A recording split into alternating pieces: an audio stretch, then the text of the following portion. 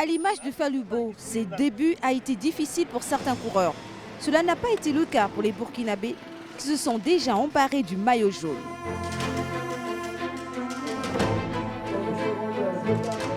Bonjour et en route pour la deuxième étape.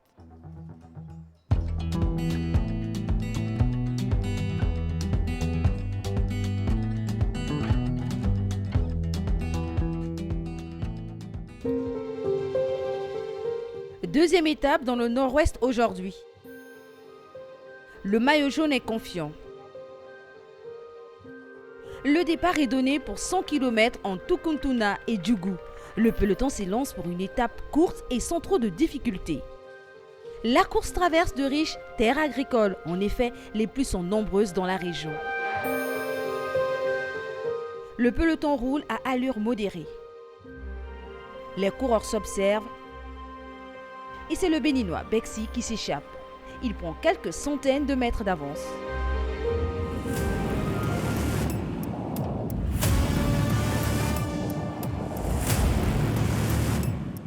Mais les Burkinabés ont décidé d'accélérer. Et le jeune Béninois est repris.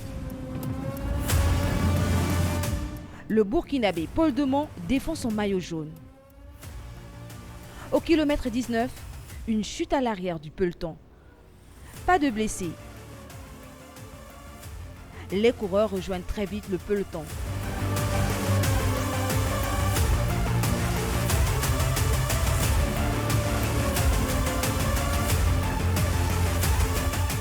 Devant l'Ivoirien, Abdou Sanogo attaque. Le Burkinabé Aruna Ibodo part en contre. Les Burkinabés maîtrisent la course et impriment le rythme. Le sprinter ivoirien s'accroche, mais est repris au kilomètre 30.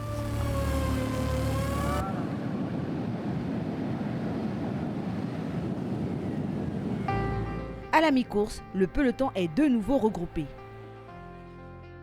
Une échappée de 4 hommes se forme alors, avec un Ivoirien, un Burkinabé et surtout 2 Béninois.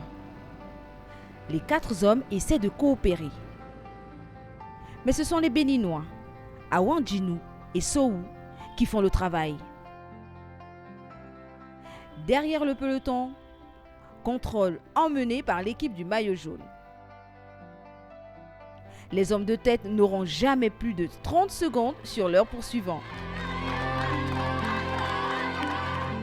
L'échappée est reprise à 10 km de l'arrivée.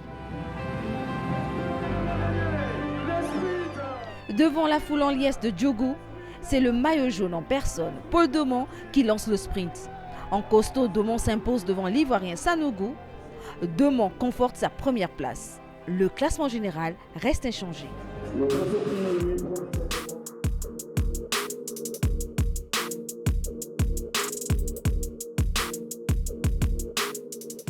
Je vous propose maintenant une jolie rencontre entre des hommes et des chevaux.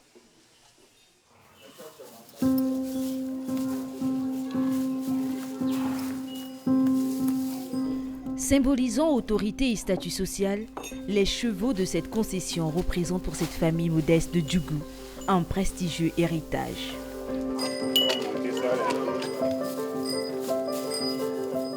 C'est nos papas qui ont commencé à faire ça depuis on est petit. Et on est en train d'apprendre ça un peu, jusqu'à aujourd'hui nous-mêmes. On a commencé par fabriquer. Et nous-mêmes, nos enfants, on est en train de les montrer un peu. Bon, je dis, c'est ça que j'ai appris ça depuis 6 ans. Actuellement, j'ai 30 ans. Je n'ai pas sorti à quelque part pour apprendre ça. C'est dans la maison que j'ai appris ça. Avant de monter, il faut que je mette habillement là, quoi. Je l'aime le cheval parce que c'est mon papa qui a commencé. On met ça sur le pôle. J'ai fini d'habiller le cheval, quoi. Ça, c'est mon habillement, ça. Dans les royaumes du Bénin, seuls les descendants de la lignée des cavaliers ont le droit de monter à cheval, vêtus de tous leurs accessoires.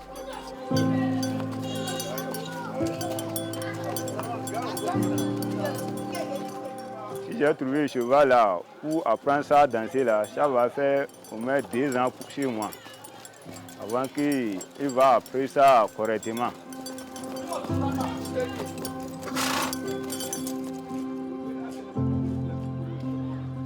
Donc, des fois, on sort pour aller promener ça, et des fois, on sort pour aller baptême, des fois, on sort pour aller fêter ça avec les chevaux. Il n'y a pas que l'amour des chevaux, mais grâce à eux, d'autres formes d'amour peuvent naître.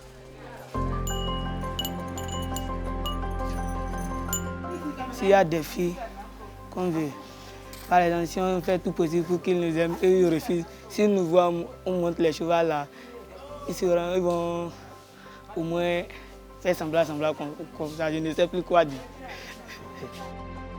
À usage personnel et traditionnel, les chevaux de Djougou, aujourd'hui, grâce à leurs cavaliers, font la fierté de cette région du nord-ouest du Bénin.